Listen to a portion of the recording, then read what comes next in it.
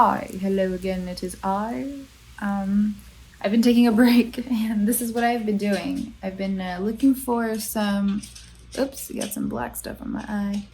I've been looking for some background music for YouTube videos and I don't know why, I kind of like this. I feel like this is a great soundtrack for a YouTube vlog.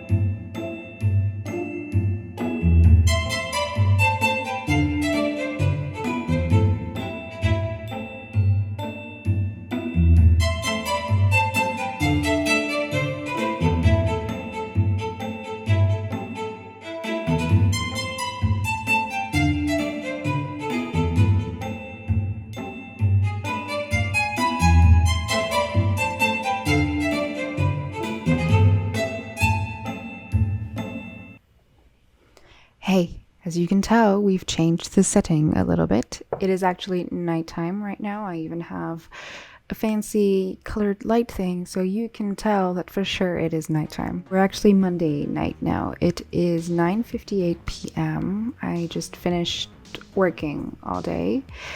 And yeah, I'm getting to animating the Care character. And I spent a little time re-rigging the character, fixing a few things because it's been a little while since I've done the original versions. I did them back in January, I think. And I've learned a few things along the way when it comes to rigging, when it comes to keeping your files a little cleaner. So I thought I could actually run you guys through what I just did tonight. This tends to be quite important when you're working with JSON files or when you're working for apps or game projects.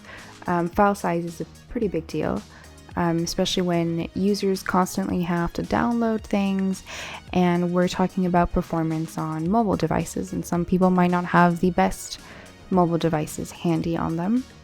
So let me run you guys through where I'm at.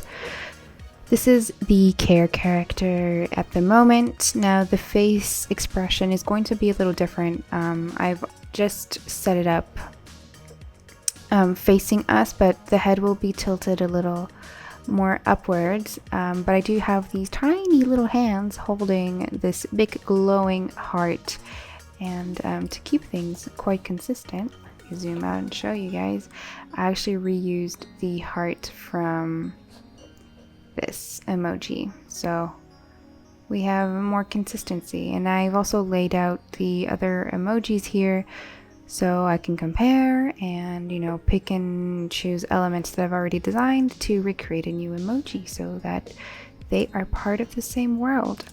Now, This is the newly rendered, sorry, let me say that again. This is the newly rigged emoji. I just want to show you guys the original version.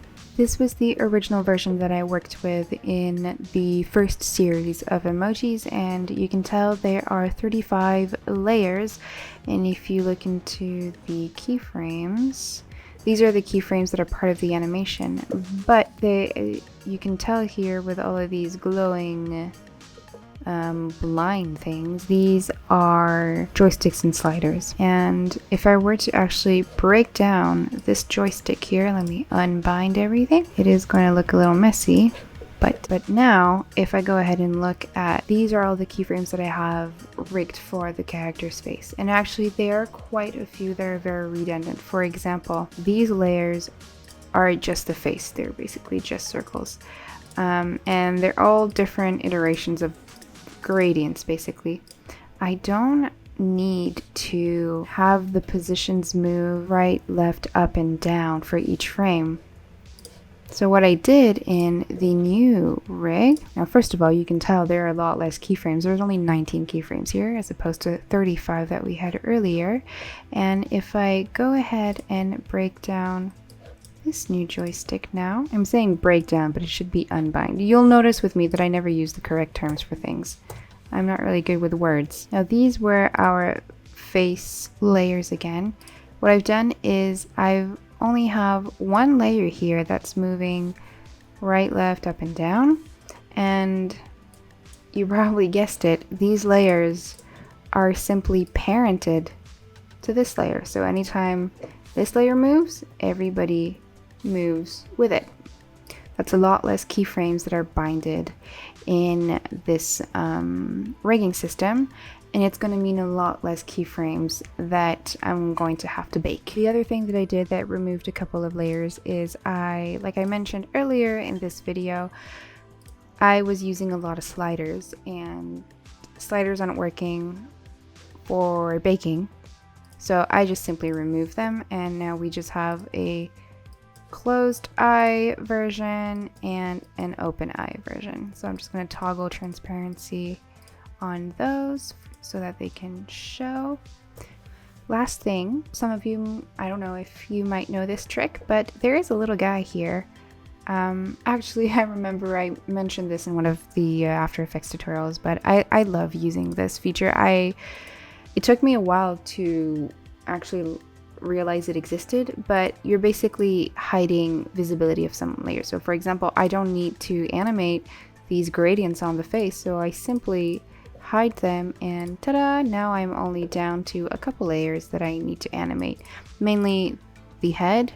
Actually, I don't even need this one. Okay, this one can go. So just these blushes, it's the little red things on the cheeks, mouth, eyes open and close, eyebrows, this is the main character, null, and then this little guy. So that's our basic rig for now. And what I do for that, also, super simple trick. I mean, it's not a trick, but it's a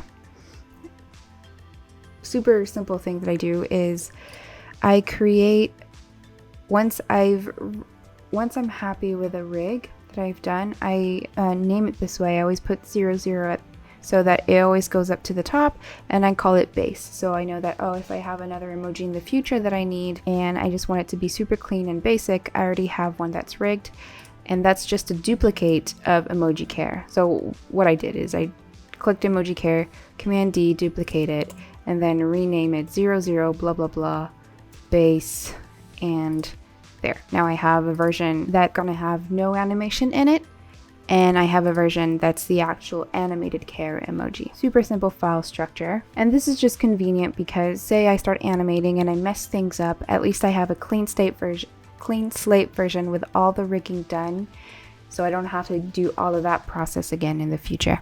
Before I move on, I did want to mention one last thing. As I'm importing these little hands and this little heart into my After Effects file, this heart, you can see here, there's a little cross in the middle. That's because this heart is a symbol. If I go to my window and symbols panel, you'll see it's right there. And the reason why I use that is because, say, yes, I want to edit it. Say I decide, you know, I'm gonna add a new shape here, and let's make it like a bright color. No, not that. Just like there we go. Like a solid blue. Okay, if I add it to the symbol and I click out of it, now it's added it to all of these different versions at once, as well as these ones. So this is a great tip for working in Illustrator if some of you didn't know. Now, however, when you are exporting this to or importing it to After Effects, symbols do not work with Overlord. So you're gonna have to click this thing where it's like, ah, my bone. It basically breaks the link to the symbol. So I select just the one that I need to break, and I'm gonna break it. Oh, I just realized it actually broke the link to all my other symbols. Do I want to do that? Okay, say you didn't want to do that. Say you still wanted to keep this as a symbol and this as a symbol and these guys as well. I'm gonna undo that, and I'm just gonna select the one that I want to break from the symbol. I right click it and select break link to symbol, and it just broke the link to the symbol. So if I were to go in now and create that square, see, it's only applying it here. Whereas these still have that little cross symbol shape. It's an alternative to this shortcut. You know, maybe you do want to, in one click, break all links to the symbol, and maybe you only, you know, want to break one version. I'm having a lot of difficulty talking. It's late at night, and I don't know what I'm saying. And so without further ado, I guess I shall go and animate, and I shall stop talking because I don't know what else to say, and you're probably bored of hearing me blah blah blah blah blah bladder. Bladder? Blabber. What? Blabber on forever. Okay, let's get animating. Alright, so this heart is a group. These hands, I'm just going to toggle visibility on this layer because I want to group my hands before I export. Where are you? Which layer is it? This one. Boop. Alright, so I have my hands here that I am going to group, and this one as well I'm going to group. And then I've got these thumbs that I'm not going to group because I need them to go behind the heart shape. So I'm going to select these guys and unselect that. Let's try exporting them to After Effects. Yay, perfect. Now, like I've done before in some of my videos, I double check that the gradients are working, and I feel like they probably are. Great, so I now have all of our layers imported. I'm gonna, whoops, it's too much. I'm going to readjust the anchor points on these shapes because I need to maybe possibly animate the hands. And the heart should be at the center. Perfect. Alright, last step, parenting. I'm going to parent the thumbs to the hands. Then I'm going to parent the hands to the heart. And I'm actually going to create a null, which I'm going to call heart null. I'm going to hold command and double click on the anchor point tool at the very top. So the anchor point is now at the center of this null, and then I align it dead center. Actually, yeah, dead center, and then I'm going to bring it down. Here, it doesn't really matter where this null is. I just kind of like to visually be able to, you know, not have all the nulls placed at the same place. If this null is here, I know, I'm pretty sure that, okay, this is the null that belongs to the heart. I'm going to hide visibility of that null because I don't need to see it, and what I'm going to do is then parent the heart to the heart null. And you know what? The hands as well. Cool, so now, if I rotate that, yay. I'm just thinking of the number of layers I can hide. I'm probably gonna hide the thumbs. I don't need to animate that. The hands, maybe I will need to. Okay, this might be a little awkward now, but I do have a reference for this animation. I usually use references for expressions when animating because when you observe, and I learned this through taking classes recently, like painting, gesture, and figure drawing classes, I realized how helpful it was to observe and what am I trying to say? Observe how people express emotions and how they communicate through body language. And there are a lot of body language cues that we subconsciously read, and that we don't even think about. They're just second nature. So I have this reference that I did Saturday of me trying to capture this hug, loving emotion. So this is not usually intended to be shared with people, so please don't make fun of me. If this is weird or awkward, just, skip the video. I don't know.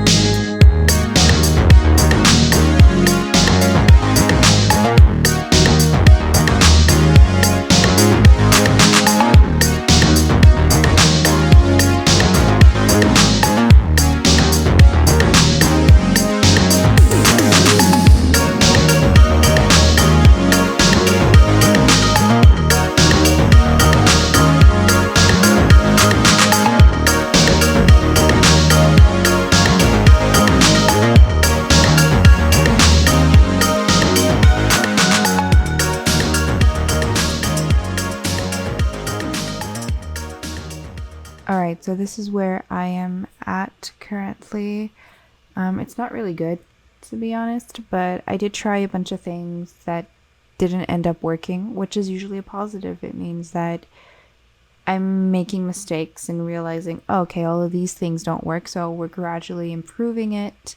I've mentioned this in one of my first YouTube videos, don't never settle on your first try, because even here, my first tries were horrible, so that's good. Now, as you can tell, the fancy little pinky ready light thing, the battery died. So it is close to 11 p.m. I am getting quite tired, and I believe I am going to end the video here.